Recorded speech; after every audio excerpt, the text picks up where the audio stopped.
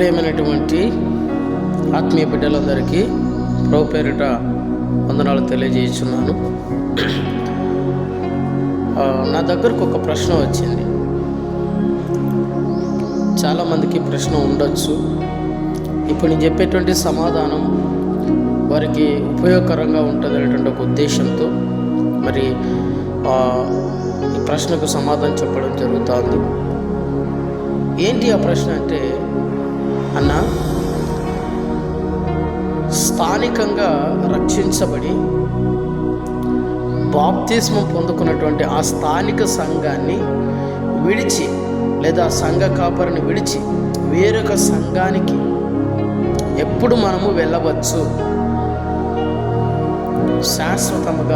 శాశ్వతముగా స్థానిక సంఘాన్ని విడిచిపెట్టి వేరొక సంఘానికి ఎప్పుడు వెళ్ళవచ్చు?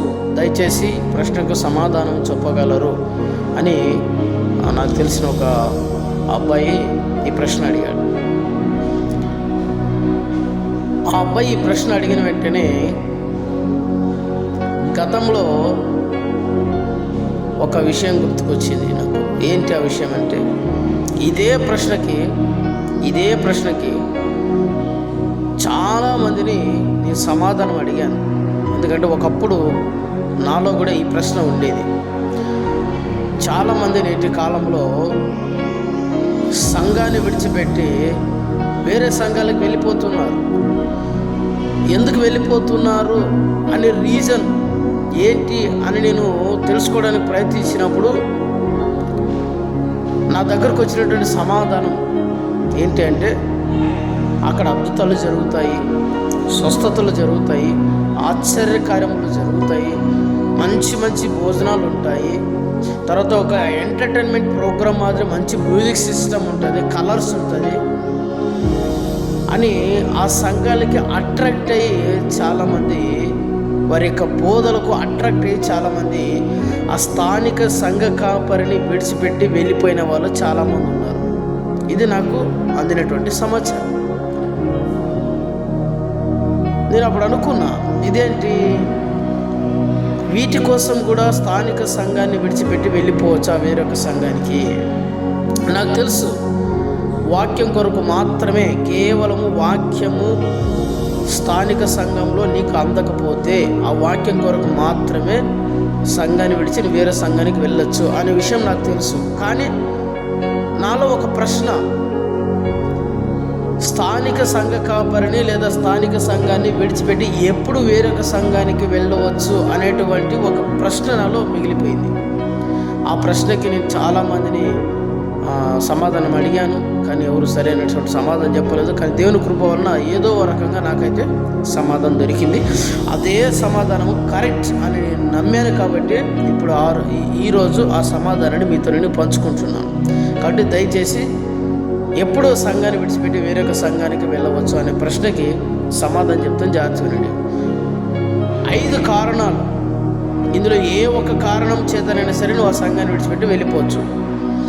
ఇక 5 కారణాలు నేను చెప్పాలని ఆశ కలిగి ఉన్నాను. నంబర్ వన్, నువ్వు ఏ సంఘంలో అయితే రక్షించబడే బాప్తిసం తీసుకొని సంఘానికి వెళ్తున్నావో ఆ సంఘంలో సరైనటువంటి వాక్య పరిచర్య లేకపోతే, అంటే వాక్యంలో ఉన్నది ఒకటైతే సేవకుడు చెప్పేది ఒకటి. చూడండి, వాక్యంలో ఉన్నది ఒకటైతే సేవకుడు చెప్పేది ఒకటి. వాక్యాన్ని ఉన్నది ఉన్నట్టుగా చెబితే వచ్చేటువంటి విశ్వాసులు మందిరానికి రాకుండా, చర్చికి రాకుండా వేరే సంఘానికి వెళ్ళిపోతారు అనేటువంటి అటువంటి విషయానికి భయపడో, లేకపోతే జనాలను మెప్పించడానికో, లేదా జనాలు ఒప్పించడానికో, లేదా చప్పట్లు కొట్టించుకోవడానికో, లేదా సన్మానాలు జరిగించుకోవడానికో, కానుకలను రప్పించుకోవడానికో వాక్యంలో ఉన్నది ఒకటైతే సేవకుడు చెప్పేది ఒకటి వాక్యము అని నీకు అనిపిస్తే, జాగ్రత్త వినండి ఓ విశ్వాసి, అని నీకు అనిపిస్తే నిర్మోహమాటముగా నువ్వు ఆ సంఘాన్ని విడిచి సరైన వాక్యమును సరైన విధముగా చెబుతూ నేను సత్య మార్గంలో నడిపించే సంఘానికి నువ్వు వెళ్ళిపోవచ్చు, నో ప్రాబ్లం. ఇది మొదటి. ఇకపోతే రెండవది, సేవకుడు బైబిల్లో ఉన్నది ఉన్నట్టుగానే చెబుతాడు. వాక్యం చేత బోధిస్తాడు, వాక్యం చేత గద్దిస్తాడు, వాక్యం చేత బుద్ధి చెప్తాడు, వాక్యం చేత నిన్ను హెచ్చరిస్తాడు.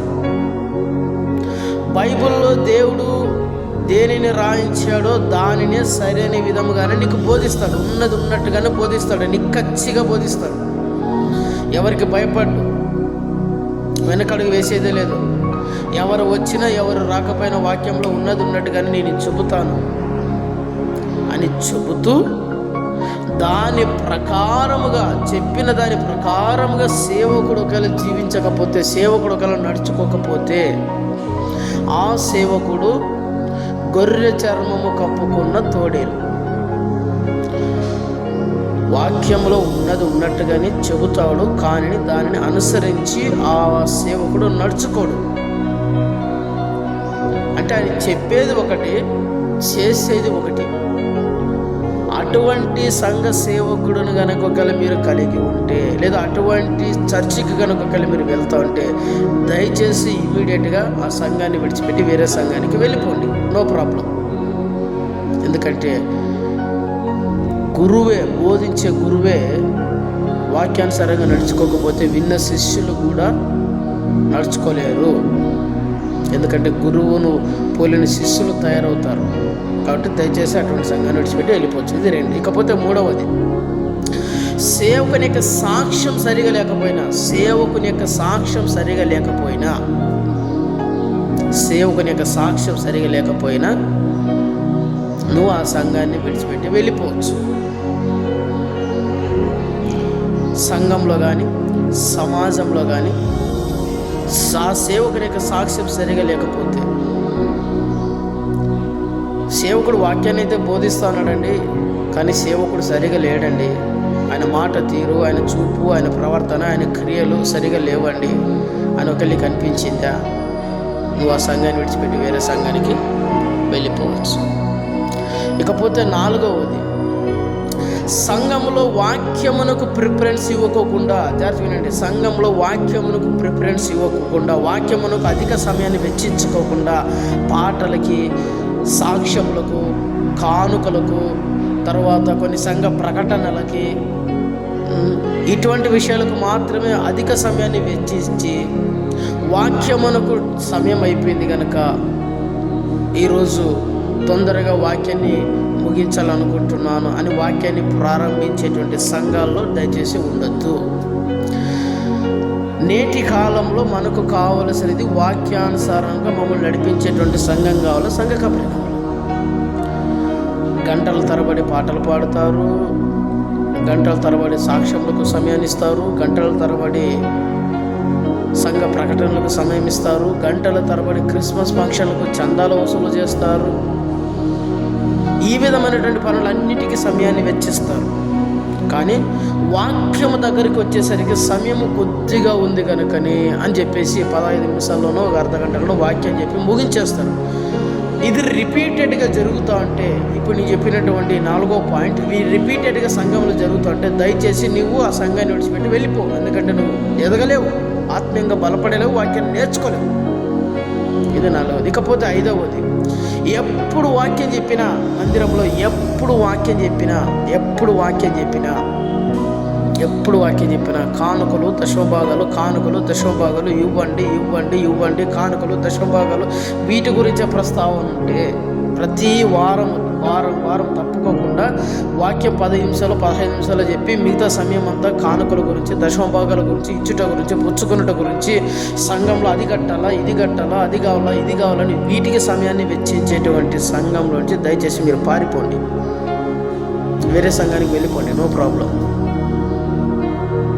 ఇది 5వది. ఇకపోతే 6వదిగా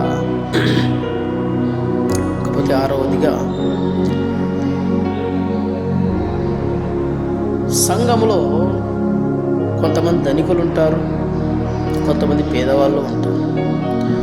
రోజు కూలీల మీద ఆధారపడి బ్రతికే వాళ్ళు ఉంటారు, రోజుకి కొన్ని వేల రూపాయలు సంపాదించే వాళ్ళు కూడా ఉంటారు, నెలకి 1,00,000 రూపాయలు సంపాదించే వాళ్ళు ఉంటారు, నెలకి ఒక 5,000 6,000 సంపాదన కలిగిన వాళ్ళు కూడా ఉంటారు.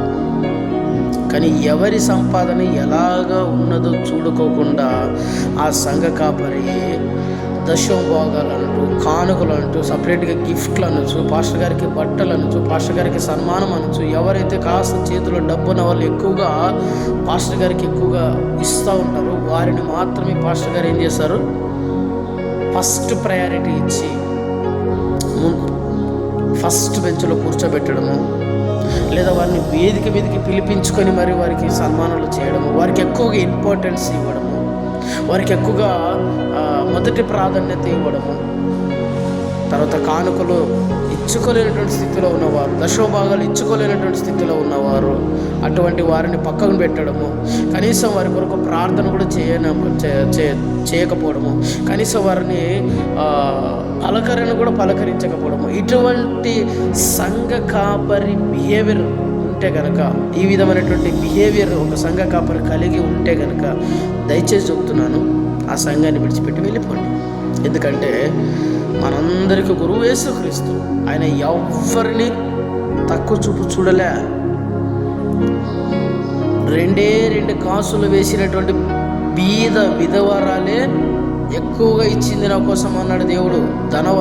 పెద్ద పెద్ద ధనికులు వచ్చి లక్షలు వేలు తమకు కలిగినటువంటి ఆస్తులు స్థిరాస్తులు అన్నీ ఇచ్చిపోతా ఉంటే పేద విధవరాలు 2 కాసులు ఇచ్చింది. కానీ ఎవరు మెచ్చుకున్నాడు యేసయ్య? పేద విధవరాలే మెచ్చుకున్నాడు. అలానే అధికంగా ఇచ్చిన వారిని మెచ్చుకోలేదని దాని అర్థం కాదు. వారితో ఈమెను ఏం చేశాడు దేవుడు? సమానం చేశాడు. వారికి కలిగిన దాంట్లో నుంచి ఇచ్చారు, కానీ ఈమె తనకు కలిగినదంతయు ఇచ్చింది. ఇంకా వారికంటే ఈమెనే దేవుడు ఎక్కువగా హెచ్చించాడు. కాబట్టి మనందరికి గురువు యేసుక్రీస్తు. ఆ యేసుక్రీస్తుని పోలి నడుచుకునేటువంటి సేవకుడి సంఘంలో నువ్వు ఉండాల్సిన అవసరం లేదు. ఇది 6వది. కాబట్టి దయచేసి చెప్తున్నాను, ఈ కారణాలు తప్ప నేను చెప్పినటువంటి ఈ కారణాలు తప్ప మిగతా నువ్వు ఏ కారణాన్ని చూసుకొని నువ్వు సంఘాన్ని విడిచిపెట్టి వెళ్ళిపోయినా అది నీదే తప్పు. నాకు ఇంపార్టెన్స్ ఇవ్వలేదను, లేదా నాకు సన్మానం చేయలేదను, లేదా ఈ మందిరంలో నాకు గుర్తింపు లేదను, పాటలు పాడడానికి అవకాశం ఇవ్వలేదను, వాక్యం చెప్పడానికి అవకాశం ఇవ్వలేదను, లేక ప్రార్థన చేయడానికి అవకాశం ఇవ్వలేదను, లేదా క్రిస్మస్ పండుగ రోజున నాకు చికెన్ ముక్కలు ఎక్కువ పడలేదను, లేకపోతే క్రిస్మస్ పండుగ రోజున సంఘ పెద్దలు కూర్చొని మాట్లాడేటప్పుడు నన్ను పిలవలేదు, పండుగ ఎట్లా చేద్దాము, ఫంక్షన్ ఎట్లా చేద్దాము, ఏ వంటకాలు చేద్దాము, చర్చ ఎట్లా డెకరేషన్ చేద్దాము అని సంఘ పెద్దలందరూ కలుసుకొని మాట్లాడుకునేటువంటి ఆ సంఘ పెద్దల సభలో నన్ను పిలవలేదను, నా యొక్క సలహాలు తీసుకోలేదను, లేకపోతే ఆ సంఘంలో నాకు స్వాతంత్రము లేదను, లేకపోతే సంఘ పెద్దల లిస్టులో నా పేరు లేదనో, లేదా నన్ను యూత్ లీడర్గా చేయలేదనో, ఈ విధమైనటువంటి కారణాలతో కనుక నువ్వు సంఘాన్ని విడిచిపెట్టిపోతే ఓ విశ్వాసే, నువ్వు దేవునికి లెక్క అప్పచెప్పాలి, జాగ్రత్త.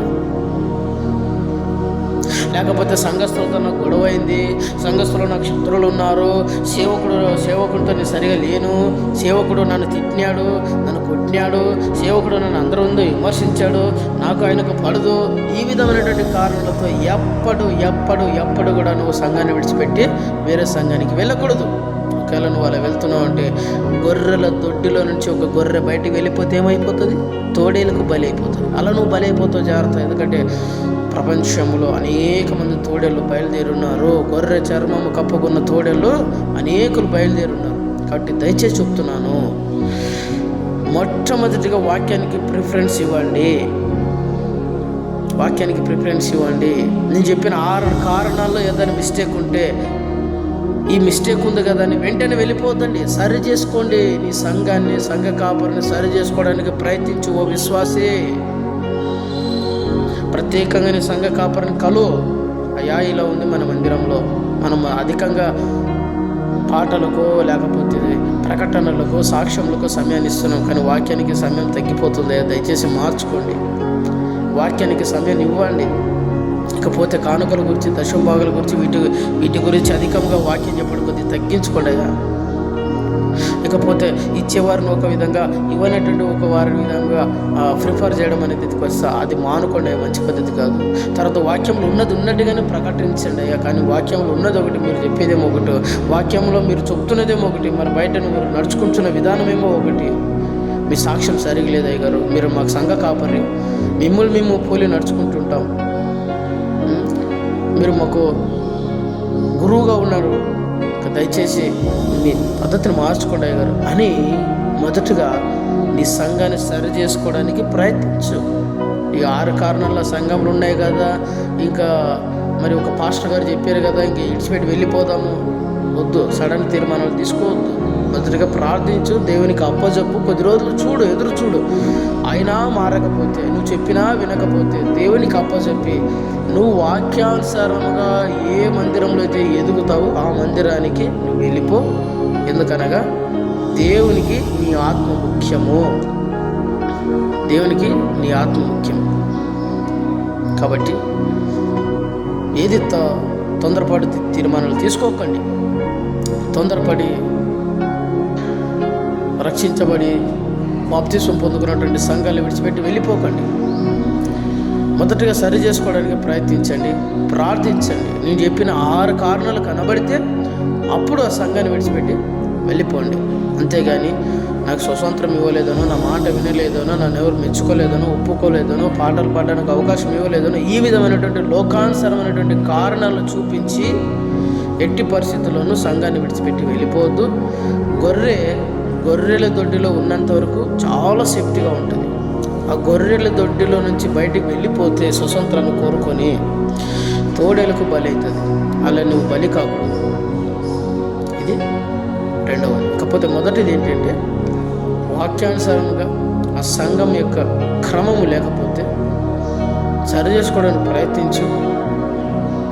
ఒకవేళ ప్రయత్నించుకోకుండా నేను ఇదే సంఘంలో కంటిన్యూ అయిపోతానండి, సంఘాన్ని విడిచిపెడితే సంఘ సేవకుడు బాధపడతాడనో, స్నేహితులు దూరం అవుతానో, లేకపోతే విశ్వాసులు తిడతారనో, లేదా నన్ను ఎవరు మాట్లాడరించారనో, ఈ విధమైనటువంటి కారణాలతో ఆ సంఘం ఎలా ఉన్నా, సంఘం యొక్క వాక్య పరిచర్య ఎలా ఉన్నా, సేవకుడు ఎలా ఉన్నా, నువ్వు అదే సంఘంలో కనుక ఉండడానికి ప్రయత్నిస్తే నీ ఆత్మను కోల్పోతావు. కాబట్టి నీ ఆత్మను కోల్పోకూడదు, మొదటిది. రెండవది, తోడేల చేతుల్లోనికి నువ్వు చిక్కబడకూడదు. కాబట్టి ఈ విషయమే దయచేసి మీరు నీ అబ్బాయి అడిగినటువంటి ప్రశ్నలకు సమాధానం దొరికిందని నేను అనుకుంటున్నాను. ఒకవేళ నేను మాట్లాడినటువంటి ఈ మాటలు ఒకవేళ లెంతీగా ఏమైనా ఉంటే దయచేసి మీరు నన్ను క్షమించండి. నేను చెప్పినటువంటి సమాధానం కరెక్ట్ అని మీకు అనిపిస్తే మీ ఫ్రెండ్స్కు, మిగతా మీ ఆత్మీయ బిడ్డలకు షేర్ చేయండి, లైక్ చేయండి. ఏదైనా నేను చెప్పినట్టు దాంట్లో ఇంకా ఏదైనా సరి చేసుకోవాల్సి ఉంటుంది, ఇంకా ఏదైనా తప్పు సరిదిద్దుకోవాల్సినది ఏదైనా ఉంటే దయచేసి మీరు కామెంట్ చేయండి. Praise Lord. అందరికీ వందనాలు.